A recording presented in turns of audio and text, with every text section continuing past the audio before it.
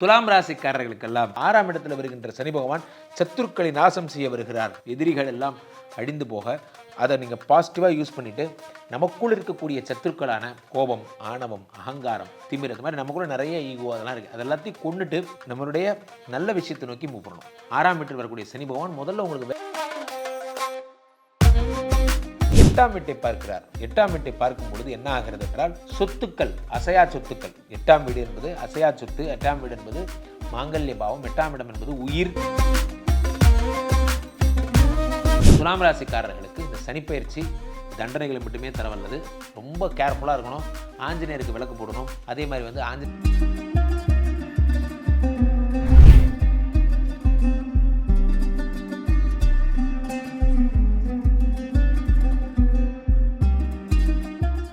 உலகெங்கிலும் இருக்கும் real one ஆன்மீகம் நேயர்கள் அனைவருக்கும் வணக்கம். நான் உங்கள் ராம்ஜி. இந்த மார்ச் மாதம் 29ஆம் தேதி எல்லாம் வல்ல எம்பெருமான் சனி பகவான், சார் அந்த ஆளை தயவுசெய்து ஞாபகப்படுத்தாதீங்க சார், அவனால் நான் நிறைய மன உளைச்சலுக்கு ஆகியிருக்கேன். நீங்கள் மட்டுமா மன உளைச்சலுக்கு உள்ளாயிருக்கீங்க? எல்லாருமே தான். அப்போது இந்த சனி பகவான் பெயர்ச்சி அடைந்து கும்பத்திலிருந்து மீனத்துக்கு செல்லுகிறார். வேதநாயகன்னா பயம் அப்படிங்கிற மாதிரி சனினா பயம். அப்போது சனி பயிற்சியை உலகமே உற்று நோக்குகிறது. இன்றைக்கி நம்ம சொல்கிறோம் இதை வந்து உலகமே உற்று பார்க்கிறது எல்லாம் சொல்கிறோம். அப்போ சனி பயிற்சி என்ன நடக்க போகுதுங்கிற க்யூரியாசிட்டி, சனி என்னெல்லாம் செய்ய போகிறாருங்கிறத எல்லாரும் ஆன்மீக நாளிதழ்களில் தேடுறீங்க, டிஜிட்டல் உலகத்தில் தேடுறீங்க. சனி என்ன பண்ணுவார்னு ஒரு பயம் இருந்துக்கிட்டே இருக்குது நமக்கு. காரணம், சனி வந்து அத்தனை ஒரு தண்டனைக்குரிய கடவுளாக கருதப்படுகிறது. அது என்னமோ உண்மைதான், நேர்மைன்னு. நம்ம கூட 10 வருஷம் சுற்றிருப்பான், அவன் யாருன்னே நமக்கு தெரியாது.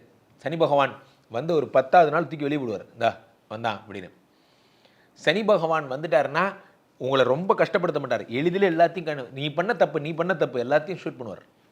உங்களை கரெக்டாக ஒர்க் பண்ண வைப்பார். சனியை கொஞ்ச நாளுக்கு அப்புறம் நீங்கள் என்ஜாய் பண்ண ஆரம்பிச்சிருவீங்க. சனி தரும் நற்பலன்கள்லாம் பேச ஆரம்பிச்சிருவீங்க. அதனால தான் நான் சொல்லுவேன், சனி கொடுத்தால் எவர் தடுப்பார். சனி எனக்கு ரொம்ப பிடிக்கும் சார். சனியை பொறுத்த வரைக்கும் அவர் கொடுக்கணும்னு முடிவு பண்ணிட்டாருன்னா யார் சொல்கிறதையும் கேட்க மாட்டார். அதனால தான் அவர் சனி. ஈசன் சொன்னாலும் சரி, அது எதிர்த்து நிற்பது சிவனாய் இருந்தாலும், சிவனாய் இருந்தால் என்ன உனக்கு சமமாக இருப்பேங்கிற மாதிரி தான். அப்போது அந்த சனிக்குன்னு ஒரு புரட்சிக்காரன் ஒரு பேர் உண்டு. இந்த சனி பகவான் இந்த மீனராசிக்கு வரும் பொழுது, குருவனுடைய வீட்டிற்கு வரும் பொழுது கல்வியிலே புதிய புரட்சிகள் எல்லாம் கொண்டு வருவார். நிறைய விஷயங்களில் படிக்கிற பசங்க விஷயம், ஆமாம் குருஜி எனக்கு தெரியும் குருஜி, சரி எனக்கும் தெரியும்.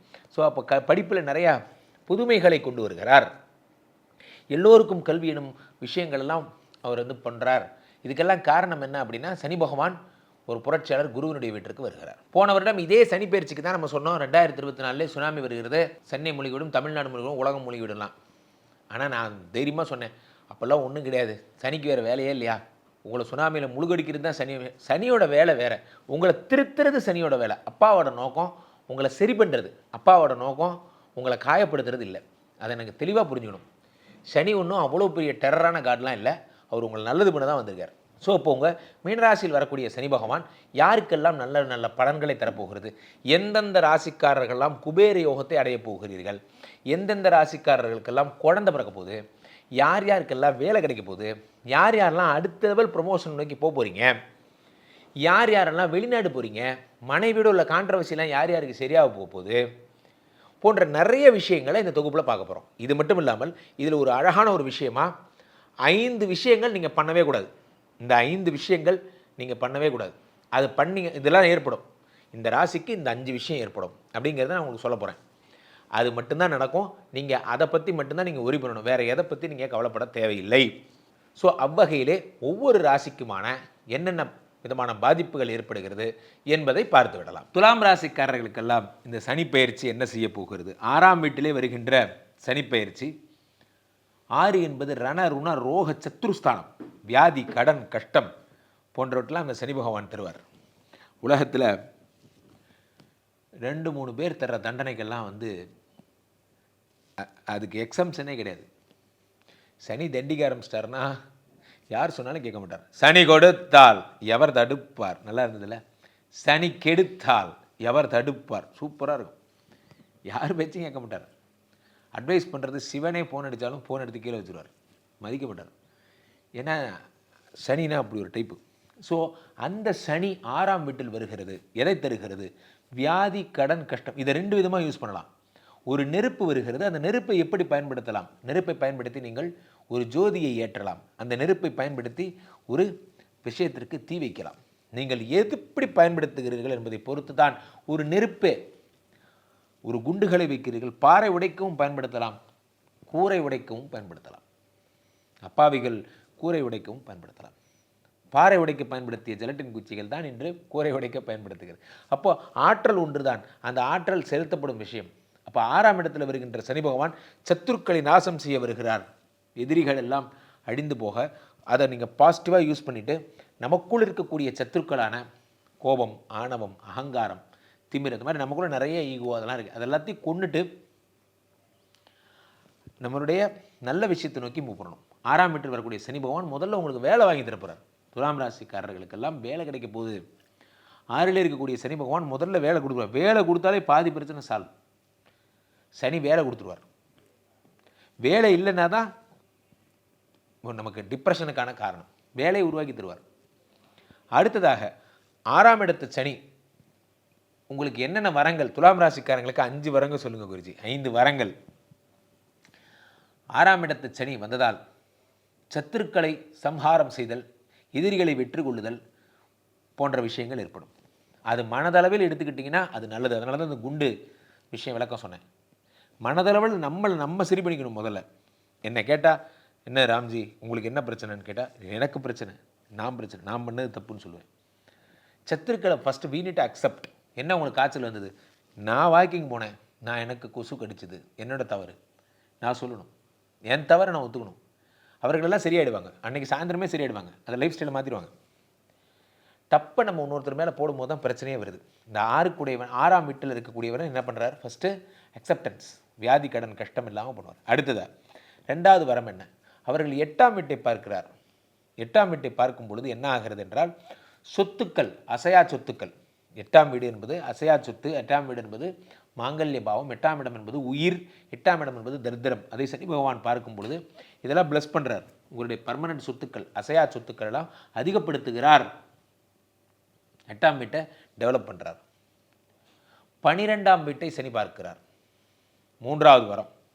அது 2வது வரம் என்ன சொன்னேன்? அசையா சொத்துக்கள் அதிகப்படுத்தினார். அடுத்ததாக 12ஆம் வீட்டை சனி பார்ப்பதால் என்ன ஏற்படுகிறது என்றால், உங்களுக்கு அசையா சொத்துக்கள், செக்ஷுவல் ப்ராப்ளம்ஸ், தம்பதிகளுக்குள்ள இருக்கக்கூடிய இல்லற வாழ்க்கையில் இன்பமின்மை போன்றவற்றெல்லாம் சரி பண்ணுறார். சனி பார்த்துட்டார் 12. தெய்வ நிந்தனை ஏதாவது பண்ணியிருந்தா அது எல்லாத்தையும் ரெக்டிஃபை பண்ணுவார். தண்டனை கொடுத்து சரி பண்ணுவார். அந்த தெய்வ நிந்தனையை எடுத்துகிட்டு வந்து போட்டு இந்த ப்ராப்ளத்துக்காக இந்த கவுண்டர் மெஷர் ஒரு 10 நாள் கஷ்டப்படுத்திட்டு தண்டனை சரி பண்ணிவிட்டு இப்படி எல்லாத்தையும் கிளியர் பண்ணுவார். செய்த பாவங்கள் எத்தனையோ அத்தனையும் கிளியர் பண்ணுவார். எல்லாத்துக்கும் தண்டனை கொடுக்கறது தான் தண்டனை செஷன். இந்த படம் மாதிரி தான். என்ன சொல்கிறது, இவருடைய வாழ்க்கையில் நம்ம ஒரு அளவுக்கு மேலே இவருக்கு தண்டனைகள் மட்டும்தான், மன்னிப்பே கிடையாதுங்கிற மாதிரி தான். சனி பகவான் என்ன பண்ணுவார்? அந்தந்த ப்ராப்ளத்தை எடுத்து சால்வ் பண்ணி தருவார். 12ஆம் வீடு என்பது விரயஸ்தானம். அதை சனி பகவான் பார்ப்பார். தேவையற்ற விரயங்களை குறைக்கிறார். அடுத்ததாக சனி பகவான் எதை பார்க்குறார் அப்படின்னு பார்த்தீங்கன்னா, உங்களுடைய 3ஆம் இடத்தை பார்க்கிறார். முயற்சியை பார்க்கிறார். உடன் பிறந்த அனுஜனை பார்க்கிறார். கூட பிறந்த சகோதரனை பார்க்கிறார். இது அத்தனை சனி பகவான் பார்க்கிறார். இதெல்லாம் சனி கொடுக்கும் வரம். என்ன தான் சமாதானம் சொன்னாலும் சரி, அடிப்படையில் ஒரு விஷயம் மனசு ஒத்துக்கவே இல்லை. 4, 5 கூடையவர் 6ல் மறைவது நற்பெயர் கீர்த்தியை கெடுப்பதாக அமைகிறது. 4ஆம் இடம் என்பது என்ன? உயர்கல்வி, உயர் பதவி, கௌரவம், மரியாதை.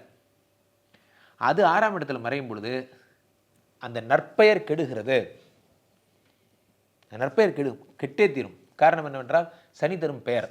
நிறைய பேர் இந்த திருட்டு பட்டம் வாங்கிக்கிறது எல்லாம் பண்ணுறதெல்லாம் இந்த சனி 6ஆம் இடத்தில் மறையும் பொழுது தான். சனி மறைவது என்பது 4 கோடி சுகாதிபதி மறைவது. ஓடி ஓடி வேலை செய்ய வைப்பார். நான் உட்காந்த இடத்துல வேலை பார்த்துட்டு இருந்தேன், உங்களை ஓடி ஓடி வேலை பார்க்க வைப்பார். ₹1 வேல்யூ என்னங்கிறத உங்களுக்கு புரிய வைப்பார். கஷ்டப்படுறதுனா என்னங்கிறத கற்றுக் கொடுப்பார். 5 கூடையவன் 6ல் மறைகிறார் என்பதால், புத்திரஸ்தானாதிபதி என்பதால் ஐவிஎஃப் பண்ணுறவங்க, ஐஏ பண்ணுறவங்க ரொம்ப ஜாக்கிரதையாக நீங்கள் பண்ணணும். செலவு பெருசாக பண்ணக்கூடாது. பண்ணிங்கன்னா ரிட்டர்ன்ஸ் வராது.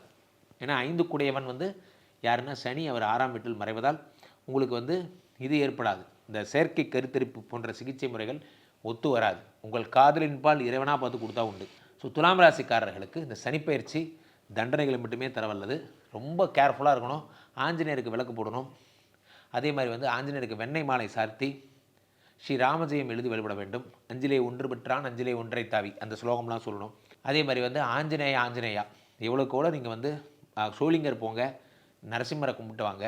அதே மாதிரி லட்சுமி நரசிம்மர் கோயில் போங்க. இந்த மாதிரி கடும் இனிமேல் தப்பே பண்ண மாட்டேன், இனிமேல் கரெக்டாக இருப்பேன் என்ற ஒரு பிரதிஜையை எடுத்துக்கிட்டிங்கன்னா உங்கள் லைஃப் சரியாயிடும். கீழே போயிட்டு இருக்க இந்த 2 நம்பரை கூப்பிடுங்க, உங்களுடைய சொந்த ஜாதகத்தை பார்த்துக் கொள்ளுங்கள். மீண்டும் ஒரு நல்ல பதிவில் சந்திப்போம். நன்றி, வணக்கம்.